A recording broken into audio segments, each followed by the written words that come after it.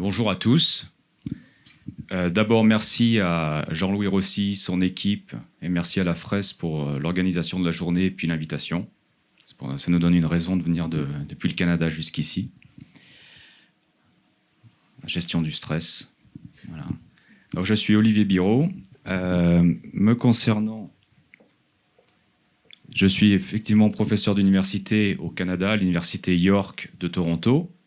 Et je fais partie d'un groupe de collègues qui partageons un intérêt pour la physiologie cardiovasculaire. Donc ça sort un peu du contexte primaire, on va dire de la gestion des émotions, du contexte opérationnel. Je ne savais pas vraiment quoi présenter aujourd'hui, parce que je ne travaille pas sur les émotions, je ne travaille pas sur la psychologie. Je vais essayer de vous donner un aperçu assez vulgarisé de la microcirculation.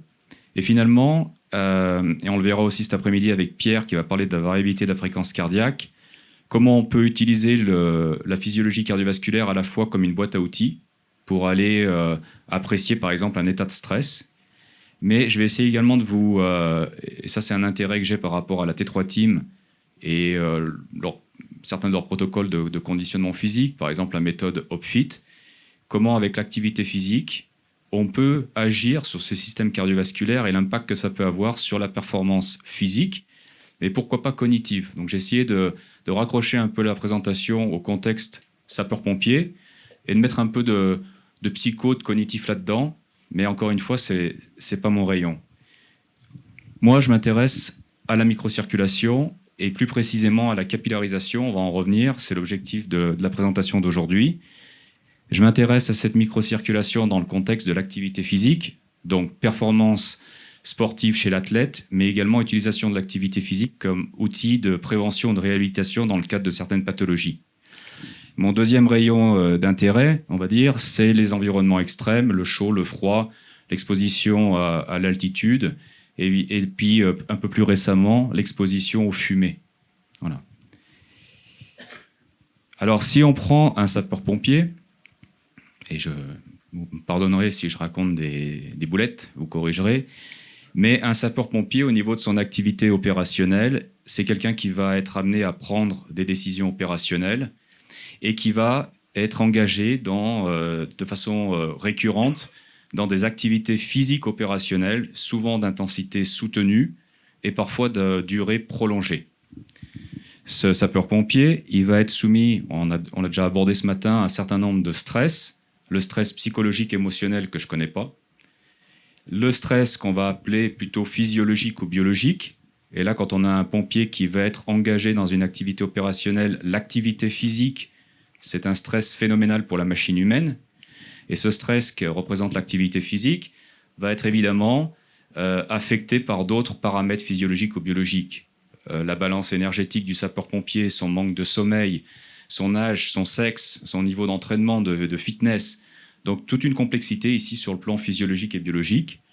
Et puis troisième catégorie, on va dire, de facteurs de stress, le stress environnemental. Et chez un pompier, ça peut être d'être exposé à du bruit intense, d'avoir une présence de fumée, donc au niveau sensoriel, un manque de visibilité, une toxicité des fumées, en aigu ou en chronique, en particulier si on a affaire à un pompier non protégé, un pompier sur feu de forêt qui n'aura pas la protection d'un aéri, par exemple. Également, la température élevée et puis le terrain, l'altitude, selon les composantes opérationnelles. Et donc, ce que je vais essayer de vous apporter comme élément d'information, c'est le rôle que peut jouer la microcirculation au niveau de la performance à la fois physique et cognitive chez ce sapeur-pompier quand il va être engagé dans une activité opérationnelle. Alors, la microcirculation, qu'est-ce que c'est ? Parce que je vais vulgariser, mais si on prend notre système vasculaire au niveau systémique, c'est-à-dire qu'on regarde le sang oxygéné qui va sortir du cœur pour aller approvisionner en oxygène vos tissus, vos cellules en périphérie, eh bien ce sang va passer dans des artères, des artérioles, des capillaires, qui est donc le site d'échange entre le sang et les tissus, et puis il y aura un retour vers le cœur par le système veineux. Donc ça, c'est la circulation systémique. La microcirculation, ça représente les artérioles, ça représente vos capillaires et vos vénules. On peut donc subdiviser votre système vasculaire en ce qu'on appelle la macrocirculation, qui va être composé des gros vaisseaux, les larges veines, les larges artères, et puis cette microcirculation composée des artérioles, des capillaires et des vénules. Tous les vaisseaux sont à la base composés d'un type cellulaire qu'on appelle la cellule endothéliale. Donc ces cellules endothéliales, elles vont former, vous avez entendu parler de votre endothélium, donc la paroi du vaisseau. Et puis selon le type de vaisseau, on va avoir un peu plus de complexité architecturale. On va avoir par exemple les artères, les artérioles, les veines qui vont être composées d'une couche de cellules musculaires lisses.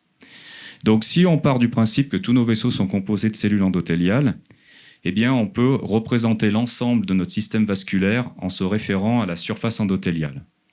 Ce que je veux vous montrer ici, c'est que les capillaires, qui sont donc ces vaisseaux qui sont indispensables, puisque c'est là que se font les échanges entre le sang et les tissus, ces capillaires sanguins que l'on a tous, ça représente à peu près 85% de nos vaisseaux.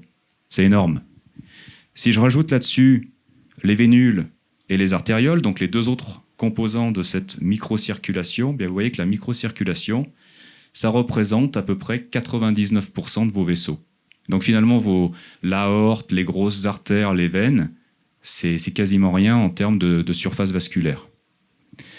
Quand on pense à un pompier qui est engagé dans une activité opérationnelle, il va être actif. Il va être actif longtemps, de manière soutenue. Et pour ça, on va faire travailler des muscles. Et les muscles, il faut les approvisionner en oxygène. Si on regarde les capillaires musculaires, à eux seuls, ces capillaires musculaires représentent à peu près 55% de l'ensemble de nos vaisseaux. Donc ça, c'est pour vous situer un peu ce que c'est que la microcirculation. Et donc si on représente la macrocirculation de manière schématique, ça c'est classique d'un bouquin de biologie, on a des grosses veines, on a des grosses artères. D'un point de vue quantitatif, en termes de densité en vaisseau, voilà à quoi correspondrait votre microcirculation. Donc souvent, on va aller mesurer une pression artérielle, on va regarder des artères, mais la plupart de vos vaisseaux, c'est ça. C'est la microcirculation. Quelques mots sur les artérioles. Donc les artérioles, ce sont les vaisseaux les plus musclés que vous avez dans le corps humain. Ils sont caractérisés par une épaisse couche de cellules musculaires lisses. Ces cellules musculaires, lorsqu'elles se contractent, eh bien, on va avoir une vasoconstriction du vaisseau, on va diminuer la lumière du vaisseau. À l'inverse, une relaxation de ces cellules musculaires lisses va conduire à une vasodilatation, et donc on va augmenter le diamètre du vaisseau. Donc vous comprenez le rôle de ces artérioles dans la régulation de la pression artérielle, mais vous comprenez également le rôle de ces artérioles dans la régulation du flux sanguin qui va aller approvisionner vos tissus, vos muscles pour vos tâches opérationnelles, votre cerveau pour votre prise de décision. D'accord ? Et puis, en aval de ces artérioles, on a des capillaires. On a vu que c'était la majorité de nos vaisseaux. Ces capillaires, donc, ce sont les plus abondants. Ce sont également des vaisseaux qui sont très simples. Je schématise, mais c'est une couche de cellules endothéliales. C'est un peu plus complexe parfois, mais grosso modo, ce sont juste des cellules endothéliales. Et ça, c'est parfait pour leur fonction d'échange. Les molécules vont pouvoir facilement diffuser au travers de cette barrière capillaire pour aller, par exemple, l'oxygène, pour aller approvisionner vos cellules. D'accord ? Là, je vous ai représenté, on ne voit pas bien avec la lumière, mais c'est un marquage que j'avais fait sur une coupe transversale de muscles. J'avais marqué en rouge des capillaires sanguins. Vous pouvez distinguer ici de manière négative 2 fibres de muscles.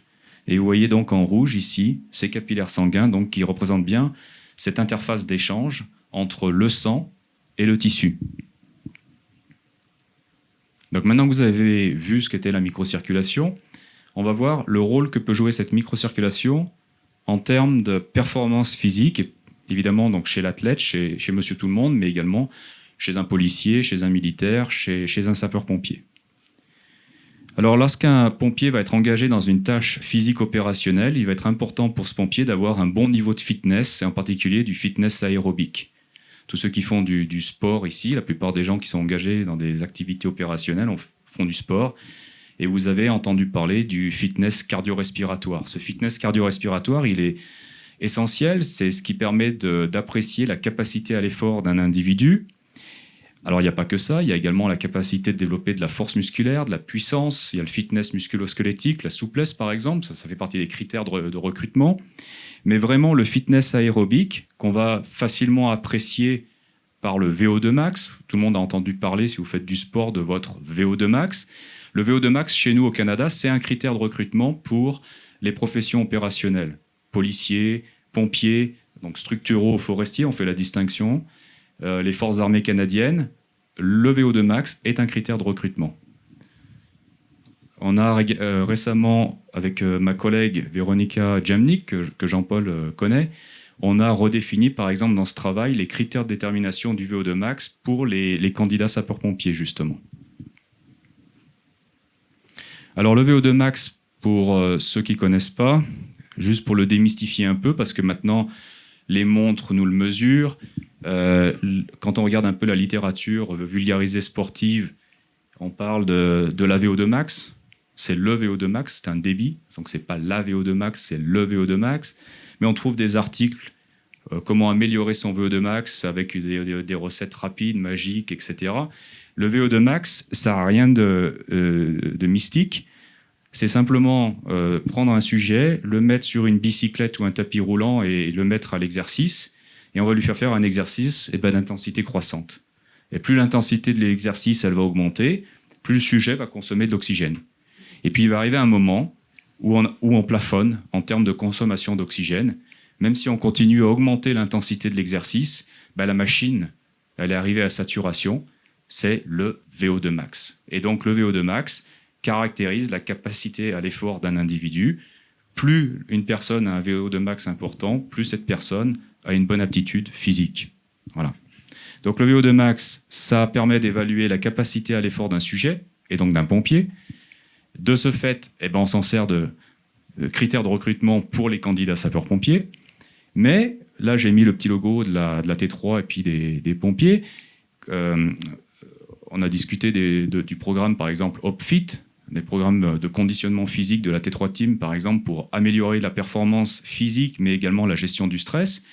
Ça peut être intéressant de bien caractériser un programme d'entraînement, notamment en utilisant le VO2 max. C'est des questions qu'on a déjà discutées avec Jean-Paul. Comment je sais, d'un point de vue physiologique, que j'entraîne mon sujet à la bonne intensité, de façon à avoir tout l'effet bénéfique de mon programme de conditionnement. Et ce, également, pour pouvoir, après, dire aux gens comment utiliser mon programme d'entraînement, comment l'implémenter. Donc le VO2 max peut servir à ça, par exemple. Donc on a vu ce qu'était le VO2 max et le fitness cardio-respiratoire, on a vu ce qu'était la microcirculation.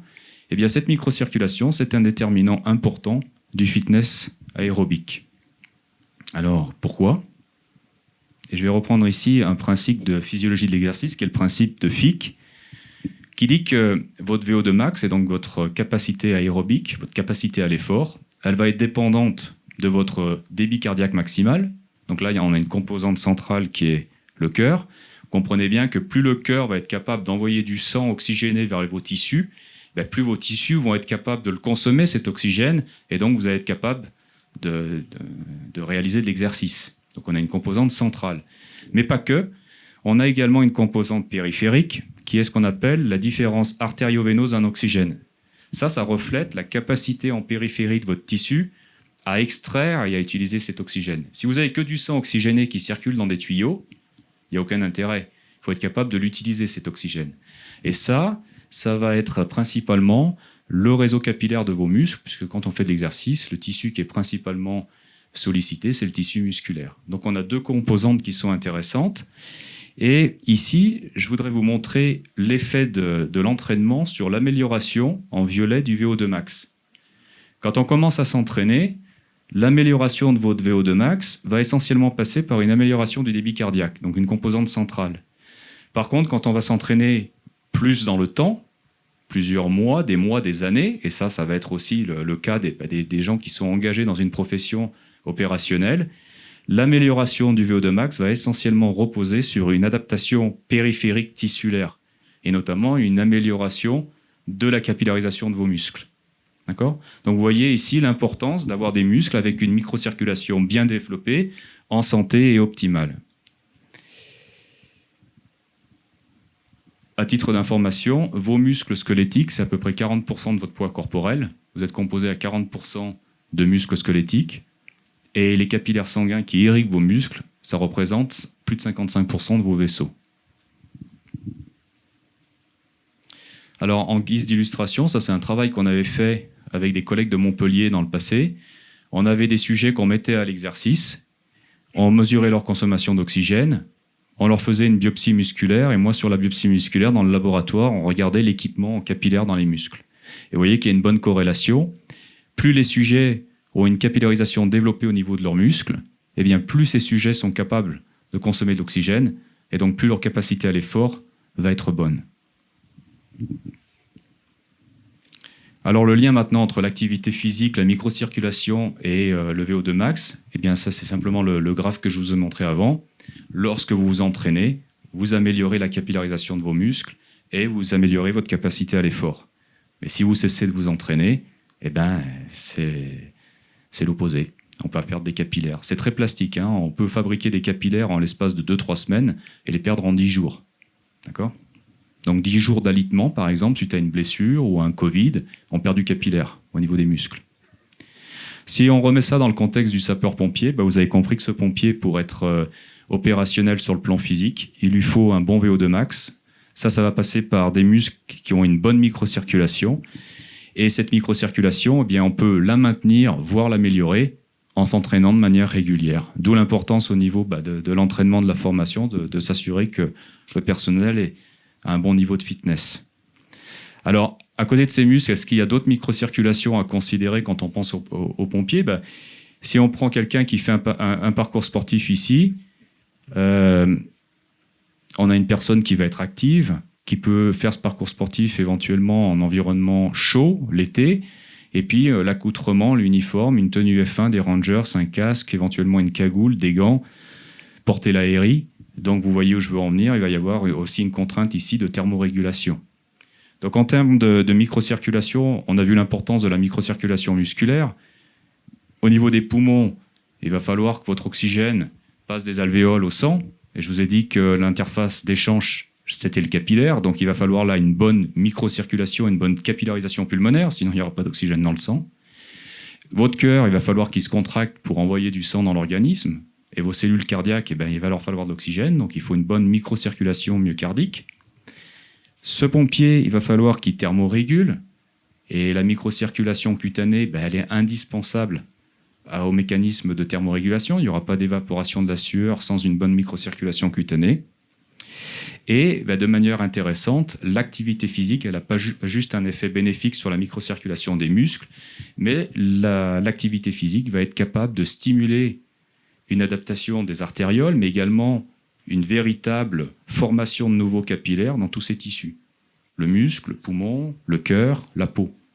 Donc, il faut être actif. Voilà.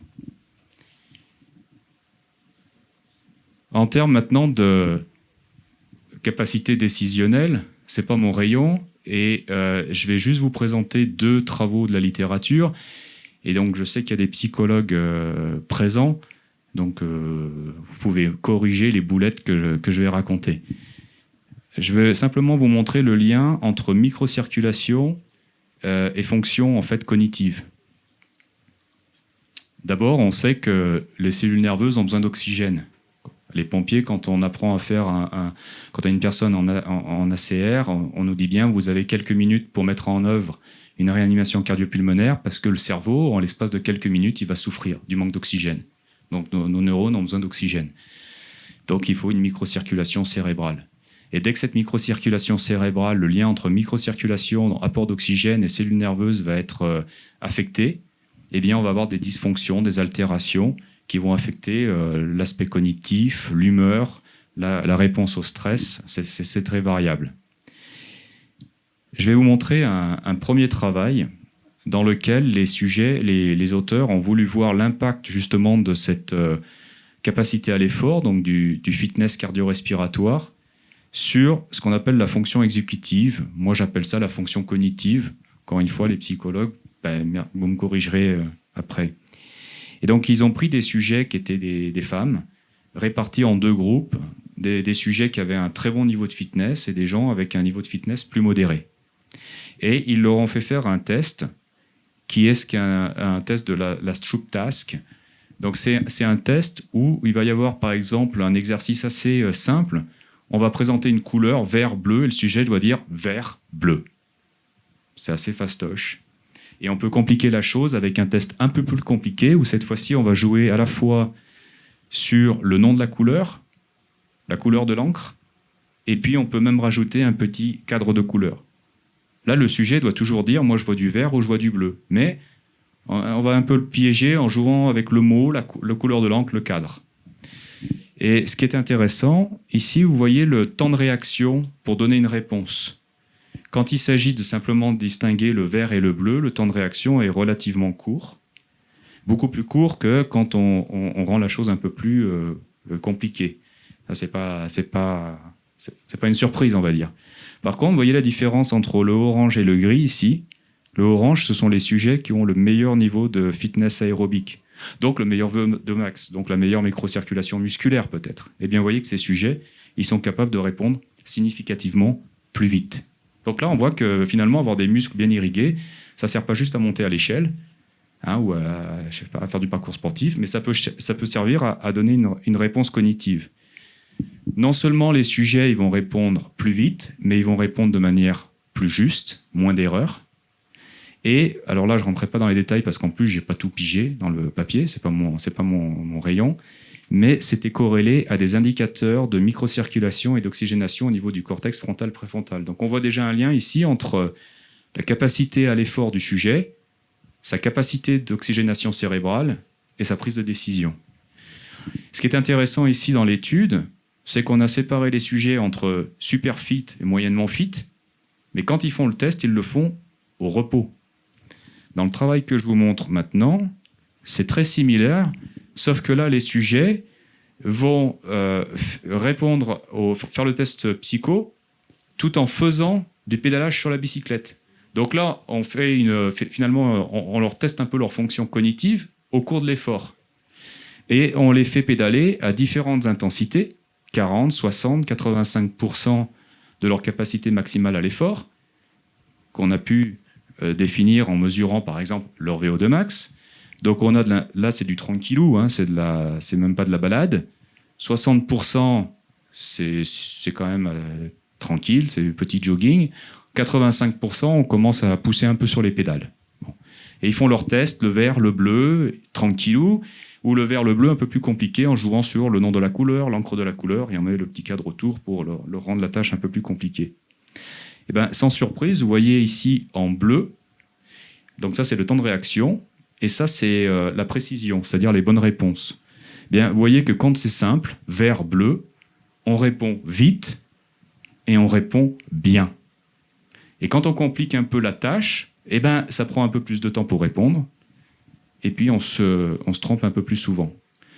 Et ce qui est intéressant, c'est de regarder ce qui se passe à des intensités importante d'exercice. Vous voyez que quand on est à 85% de la capacité maximale, eh bien, significativement, les choses se gâtent encore un peu plus. Ça va prendre plus de temps encore pour répondre et on va se gourer un peu plus souvent. Et là encore, dans le travail, les auteurs ont associé ces changements à des paramètres qui vont être liés plus ou moins directement à l'oxygénation et donc à la microcirculation cérébrale. Et ça, je pense que ça peut avoir un intérêt pour les sapeurs-pompiers en opérationnel. Parce que si vous prenez une tâche opérationnelle, une ouverture de porte, sortir une victime, tirer un dévidoir, en termes d'intensité absolue d'exercice, la tâche elle est la même pour tous les pompiers. La victime, elle ne va pas changer son poids, le dévidoir non plus. Maintenant, si vous prenez deux pompiers avec un qui est très fit et un qui est moyennement fit, en termes d'intensité relative d'exercice, pour le pompier le plus fit, peut-être que pour faire cette tâche, il va travailler à 75% de sa capacité maximale à l'effort. L'autre pompier, lui, va être dans le rouge, il va être à 87% de sa capacité maximale à l'effort. Donc sur le plan physique, il y en a un qui est plus confortable, mais si on se repose sur cette étude, on peut imaginer que celui qui est le plus fit, non seulement il va être plus confortable, avec peut-être une meilleure marge de sécurité sur le plan physique, mais que si en plus à ce moment-là, il se passe quelque chose et qu'il doit prendre une décision opérationnelle, peut-être qu'il la prendra plus vite et plus justement. Donc j'ai trouvé que c'était assez intéressant de vous présenter ces résultats. Ce qui est intéressant aussi, et je vous l'ai dit au départ, c'est que l'activité physique, elle influençait la microcirculation dans certains tissus, les artérioles, mais également la formation de véritables nouveaux capillaires. Mais le cerveau ne fait pas exception. Si vous vous entraînez à chaque exercice, on sait qu'au niveau cérébral, on a une angiogénèse qui peut se mettre en place, c'est-à-dire une libération de molécules qui est capable d'aller stimuler la formation de nouveaux capillaires sanguins. Et ce qui est aussi intéressant, c'est la communication entre organes. On sait par exemple que quand on fait de l'exercice, les fibres musculaires qui se contractent vont relarguer des molécules qui vont stimuler la formation de capillaires sanguins, à la fois au niveau du muscle, parce que vos fibres, elles aimeraient bien avoir une microcirculation optimale, mais ces molécules vont être capables de passer dans la circulation et on les retrouve au niveau du cerveau. Donc une communication entre le muscle et le cerveau. Donc dans la présentation que je viens de vous faire, j'espère que je vous ai convaincu d'abord de l'importance de l'activité physique pour maintenir une bonne activité opérationnelle, l'importance d'avoir une bonne microcirculation, de la maintenir, mais voire même de l'améliorer à la fois au niveau des muscles, mais au niveau du cerveau. Par rapport à la diapositive précédente, on peut peut-être reconsidérer les choses comme ça, sans oublier les autres microcirculations dont on a parlé qui vont être importantes pour la performance physique opérationnelle. Et puis, bien évidemment, les interventions extérieures. Alors, intervention extérieure, ça peut être par exemple un programme de conditionnement physique de la T3 Team, et puis les influences environnementales, par exemple l'impact des fumées sur cette microcirculation. Alors, l'aspect environnemental, je n'aurai pas le temps d'en parler, mais c'est un projet sur lequel on travaille aussi avec l'Université de Corse. Et donc à la Paillasse, on a Pierre qui va vous présenter cet après-midi la variabilité de la fréquence cardiaque. Et c'est un projet qui est porté par Émilie Roudier sur le versant canadien.